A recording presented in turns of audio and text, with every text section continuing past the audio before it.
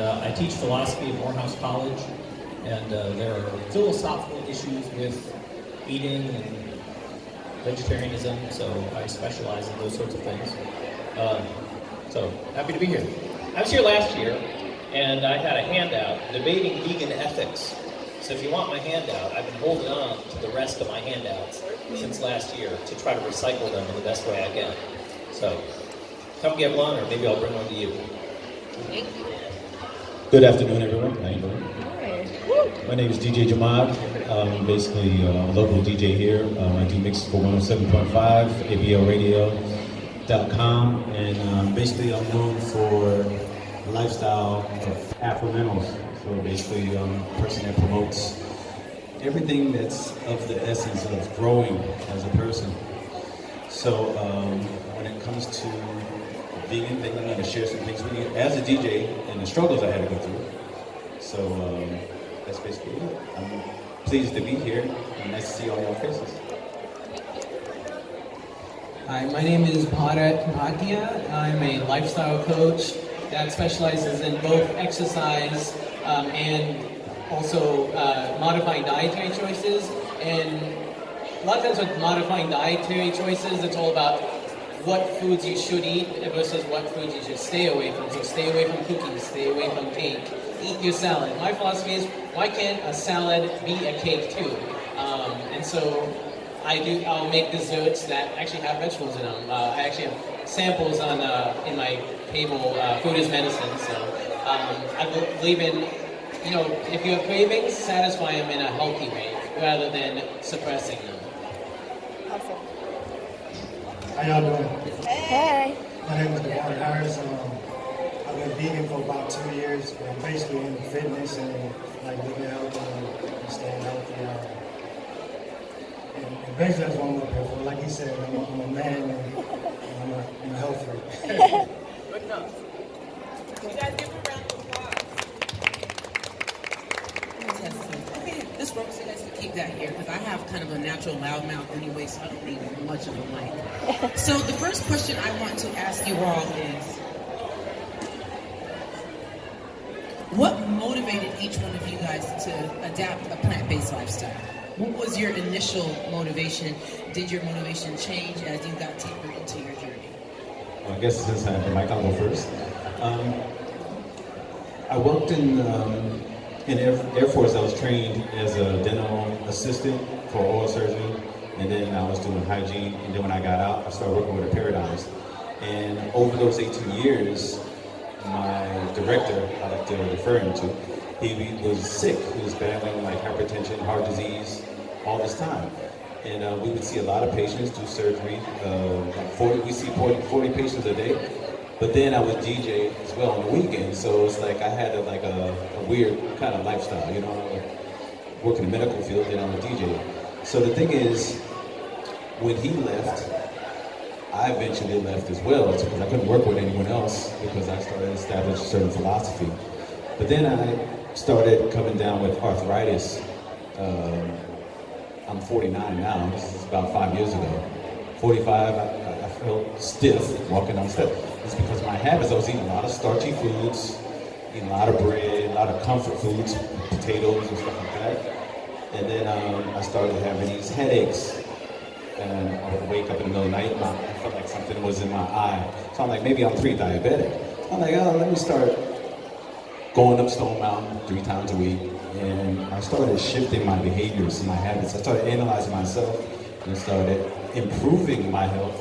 But I actually started being more critical and evaluating my own thought processes and the things that I've learned from the environments I was in. So that led me to just overall improving my overall lifestyle as far as eating and then the choices I made. For me, my initial motivation was back in 1996.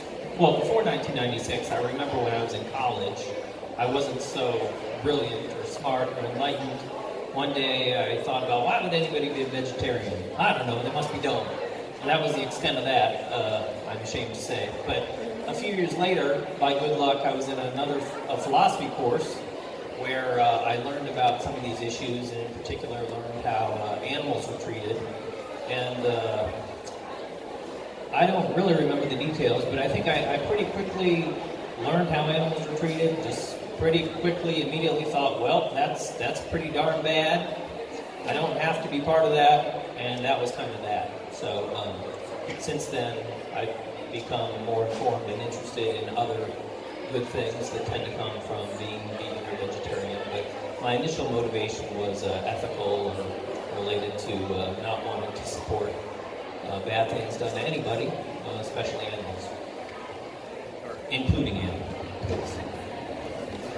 So I actually became vegan 2 years ago after volunteering at Full Circle Farm Sanctuary, and even though I still saw factory farm videos and things before then, and you could say I was vegan-ish. I was eating mostly plant-based, but I would make exceptions for birthday parties or like weddings. I figured that, well, they have the cake out there, they're gonna have it out anyway, I might as well make an exception. Now, what happened when I was at Full Circle Farm Sanctuary, I actually got to pet the animals, and so, I have a dog, and I would, I thought to myself, I'd never make an exception to eat dog or whatever, so it's like, why make an exception?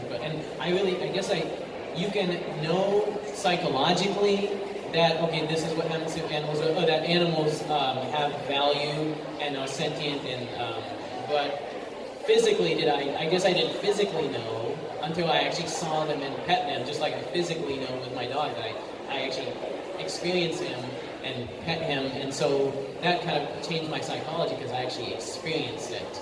And by the way, Farm of the Free, also another great farm sanctuary. Visit it if you ever get a chance. Before being vegan, I was vegetarian for about a year. I basically just vegetarian to challenge. I was basically just vegetarian to challenge myself. I wanted to separate myself and do something different. And, in that year, I watched this documentary and I learned about what veganism was. And I learned that a lot of chronic diseases that we have, like heart disease, cancer, and diabetes and stuff like that, is tied into eating meat and dairy and stuff like that, and having lost a dad to a massive heart attack, lost my grandmother to cancer and a heart to cancer. It kind of just motivated me to want to change that and say, I don't want to do that, and I want to teach my child that eating healthy and vegan is like the way to go. Thank you, guys. One thing I like about all of your responses is that everybody has somewhat different reasons. There's two people that began pretty much for ethical reasons and two for health reasons. And just to shed some light, and you guys can correct me if I'm wrong, in the plant-based vegan community, there's a lot of separation between those that began being plant-based because of their health and those that began for ethical reasons, for whether the planet or the environment.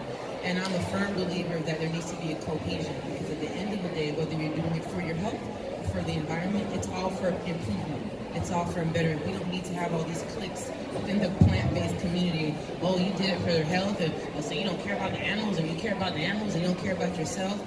We need to begin uniting, and I don't know if you guys see that along your journey, that the separation between almost cliques, like we're for the animals and we're for the health.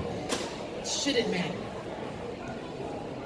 Well, I just want to add that I think those two concerns really should go together, because at the very least, most people, if they're initially motivated for ethical concerns or motivated because of the animals, and then go vegan or vegetarian, but eventually don't feel well or don't feel very good compared to how they were, don't feel healthy, they'll typically eventually go back to eating meat and other animal products. So that's one reason why they should go together. Now, on the other side, if somebody were motivated to be vegetarian or vegan solely for health reasons, if somebody were to ask them, honestly, do you think having that birthday cake or that little bit of meat once every few months, years, or whatever, is that really going to hurt your health? Some people are going to insist, yeah, it will, but I think that would be pretty unbelievable for a lot of people. So they would think that it might be kind of hard ultimately for many people to justify being like a real strict vegan if it's just for your health. So the ideal is probably both. You know, you don't want to be an unhealthy vegan, you know, an unhealthy animal rights motivated vegan, but you also don't want to be somebody motivated entirely about yourself, since that might lead to some problems also. Yeah, I learned more about overall respecting animals more is because I have Pomeranians. You know, I have had that breed since I was 10 years old. And what happened was I got a female and a male, and for the first time I seen them started mating. And I never really seen dogs and how they relate to one another. It was really kind of like a rude, kind of like awakening for me to see really how animals actually we're like animals. There's things that we do are similar. They have their structure with the parents and the siblings and how they interact with one another.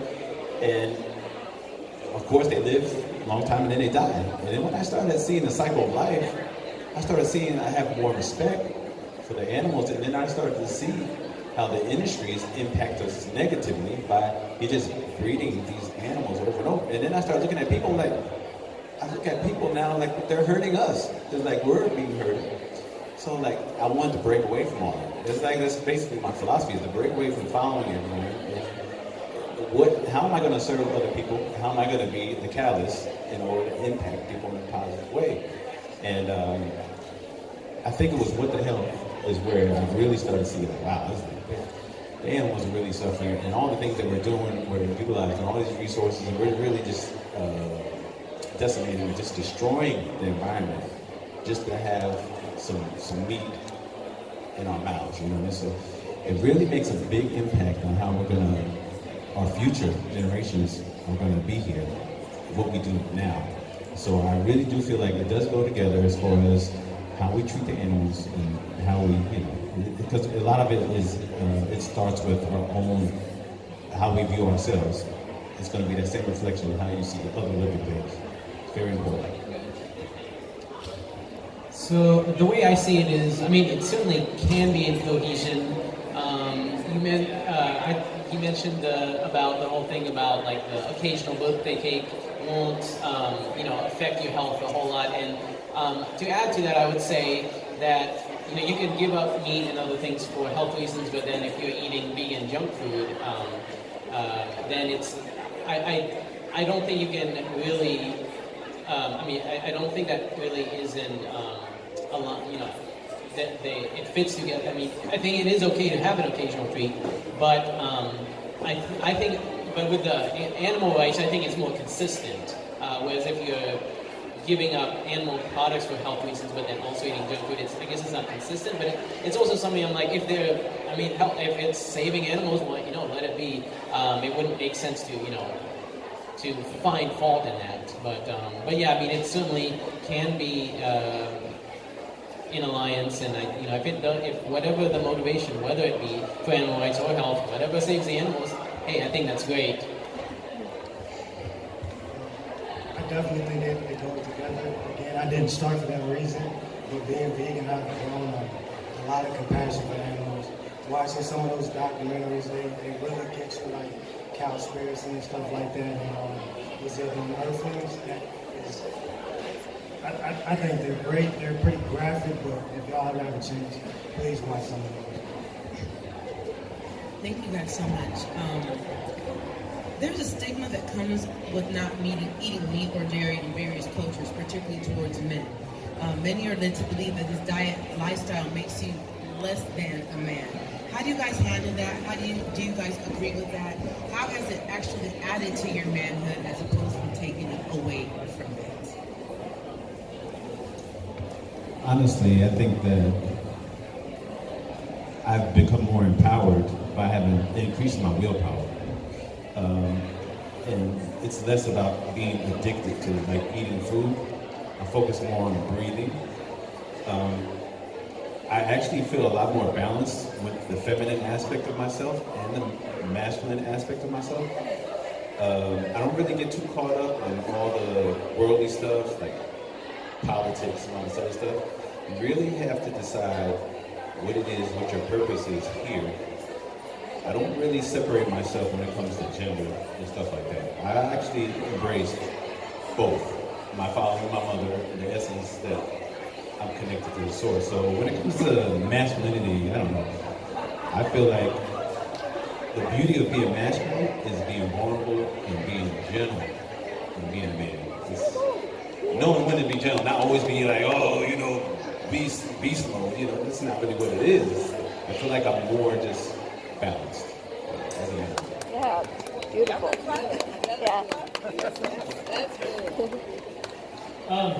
Yeah, I've been thinking about this question, and I'm still not sure what to say.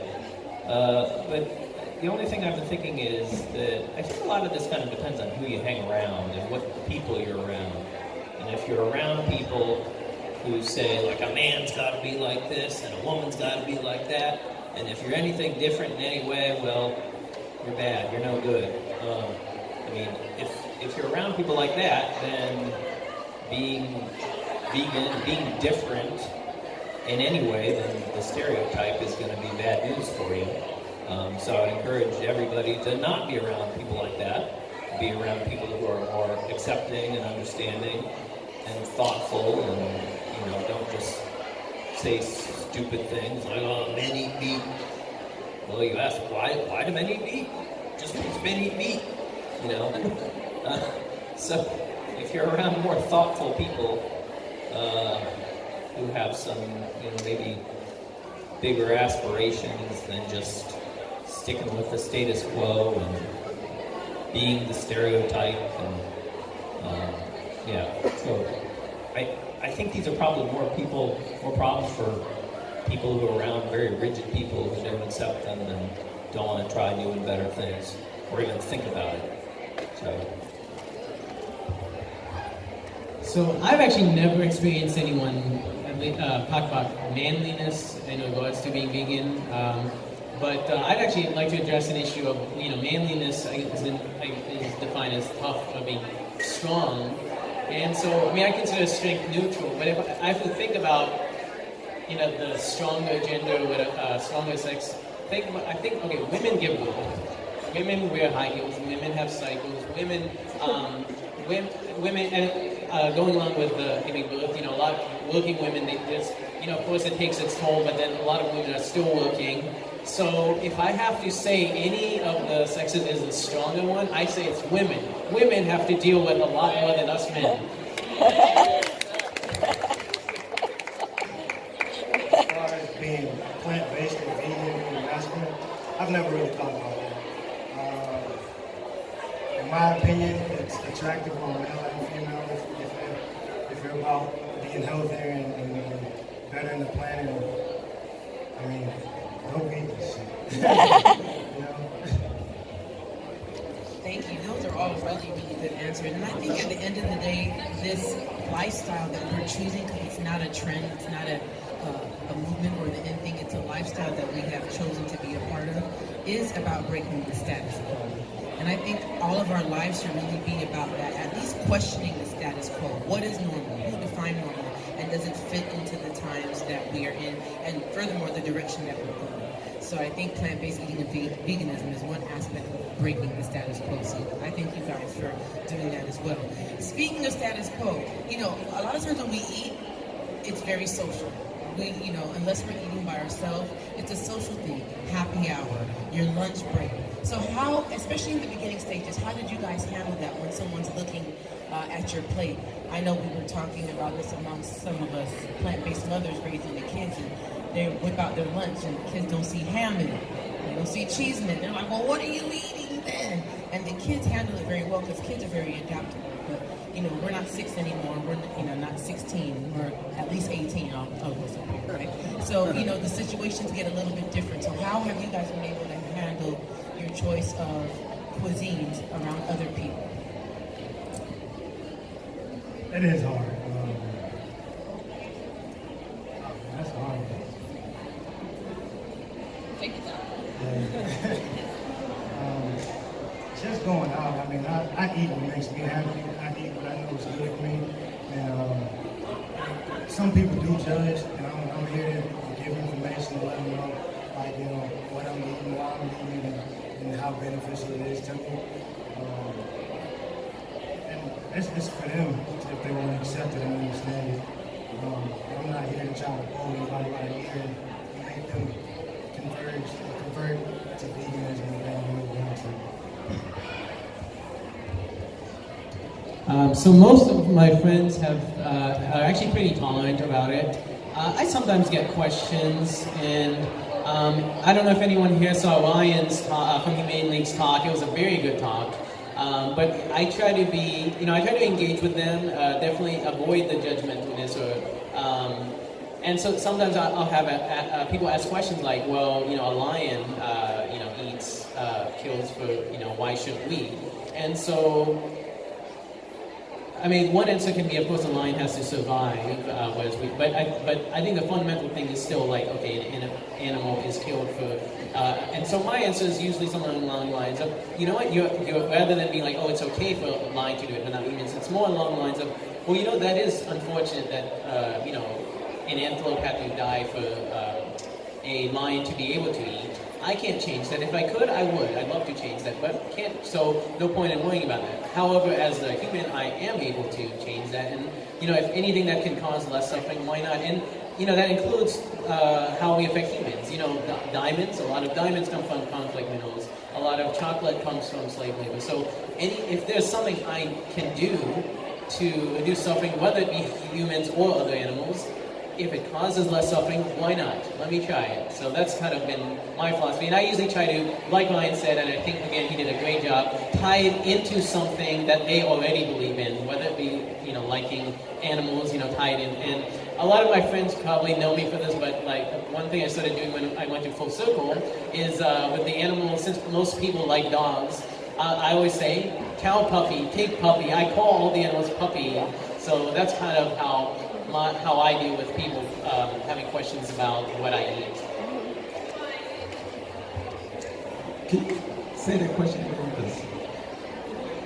I was talking about how do you handle social situations around eating. Okay. Pretty much all my life, I've been kind of like teased in some form of fashion. I don't know if it's because, are you black? It's like, well, your hair is curly. What are you eating? It's always something. I've always been the person that's different. So the way I relate to people, it's not so much, it's because people don't understand a lot of times. They're just curious. And a lot of times the way we lash out at people is because a lot of times we're judging ourselves. So we're looking at something we don't like in someone else. So I find a way to connect the dots. How can this is an opportunity for me. I look at it always, it's an opportunity for me I'm learning actually in how to relate to others. So I tend to look at it more like that. I don't take it personal now, like somebody calls me a name or something like that. I don't really take it personal. Like the other day I was driving, I was getting off the exit, and I didn't see this guy in my blind spot, and he came around and he was all in my face, just angry. And I'm like, Shemai, just calm down, it's gonna be all right. And then the guy just went on about his business and I went on about my way. So I think it's all how you respond. Life is mostly gonna be your response. It's how you respond to things. And I learned to become better at how to respond because really what it is, ask someone good questions like, do you want to try? Do you want to try it? Try it, you might like it. Because a lot of times they're just criticizing something based on, maybe they didn't have a bad experience and it wasn't tasty, but the way I eat food, it's gotta be seasoned, it's gotta taste good. So I'm not gonna share with anyone anything. So I think a lot of it I learned from just making mistakes in my grandmother's kitchen on how to make food and what tastes good. So I think it's always good just to pull people in, just connect the dots. I think in terms of responses, it's generally good to remember that you don't control other people. And if you try to control other people, it generally does not work out well for them or for you in terms of your own sanity and happiness, as well as your effectiveness in terms of trying to do anything that you want to do. So I've been like a vegan for like 20 years, and I think a long time ago, I used to be kind of angry and disappointed that other people didn't realize that what these what seem to be kind of really obvious things like, hey man, this is really bad for the animals, the environment, it's not so good for your health, you can really easily just eat something different and it'll be better. So pretty simple reasoning, but for whatever reasons, this is not totally yet taken on the world, and that can be a bit frustrating and disappointing to say the least.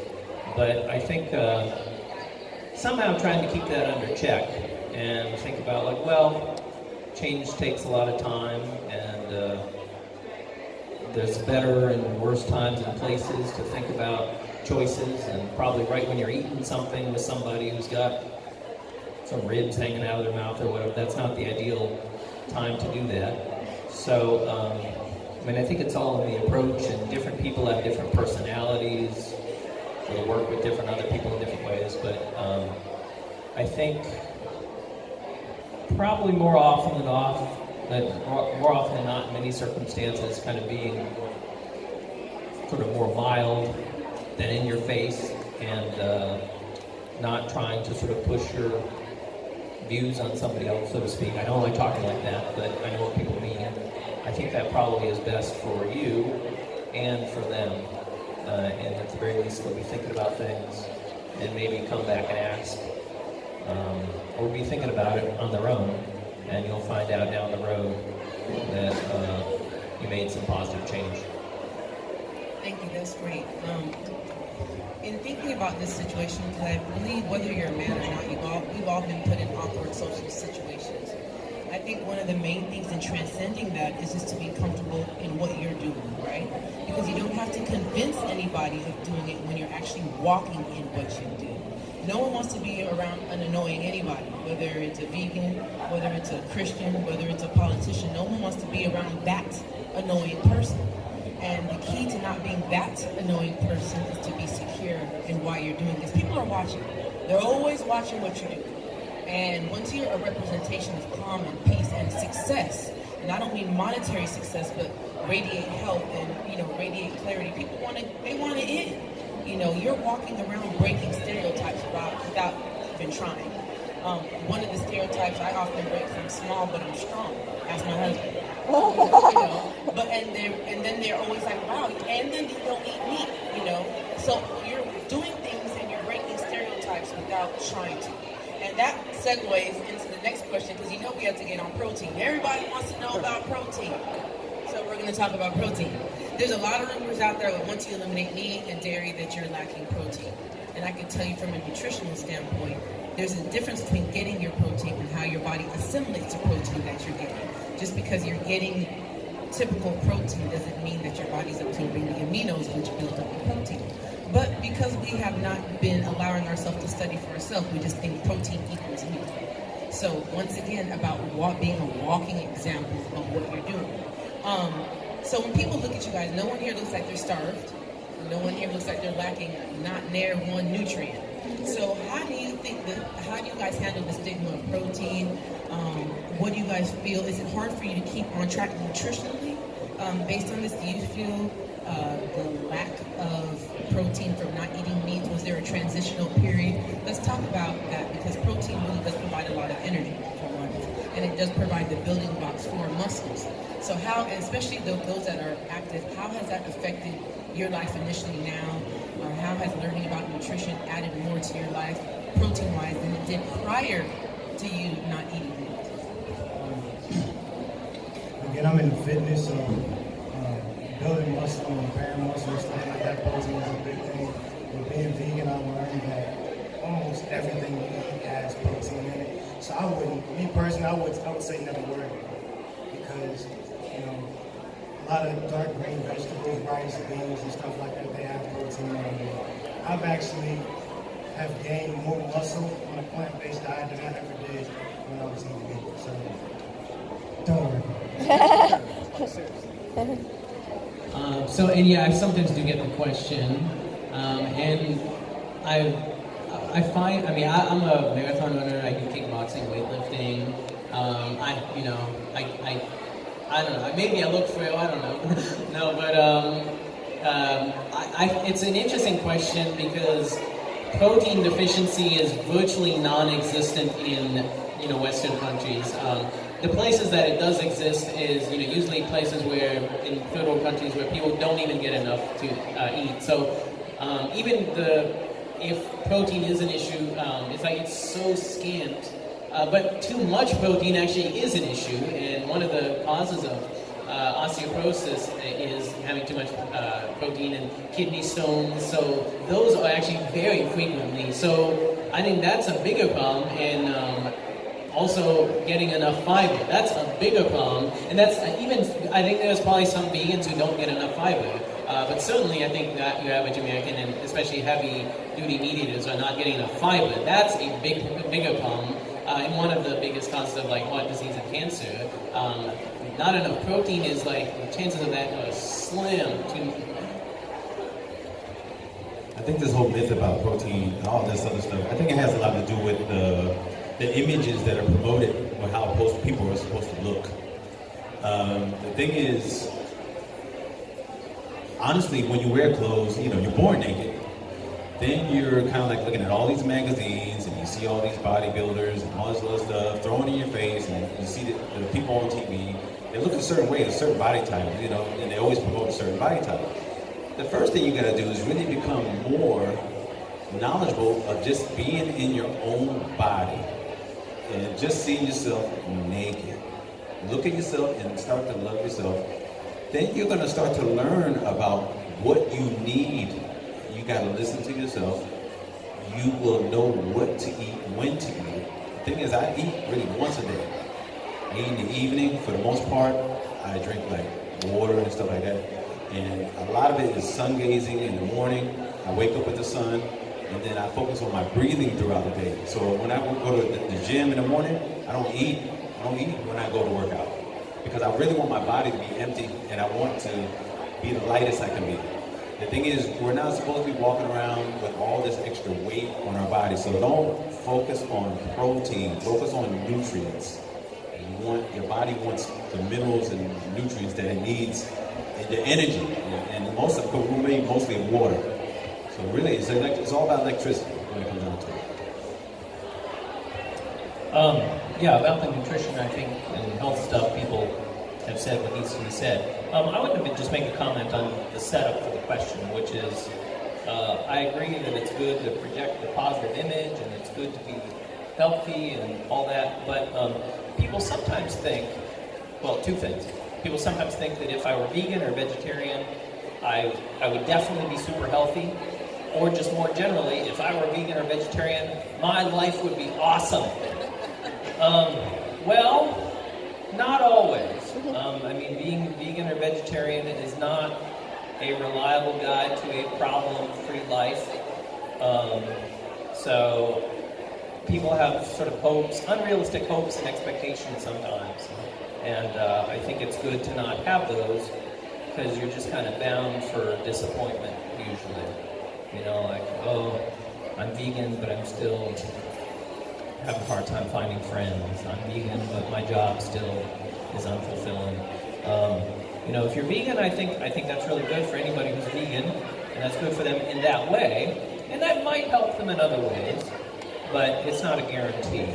So I haven't read it, but there's a recent book called Even Vegans Die that sounds dark, and it kind of is, but this is a response to people thinking that vegan, vegetarian is just cure-all for the world, cure-all for me. Well, it'll help various things, but not everything. And if you think it will, you're bound for disappointment. We don't want to be disappointed. Thank you. That was actually a really good perspective. Every shift that we make we're aiming towards a better in general, but it's not a cure-all, a fix-all. But to wrap up that question, protein.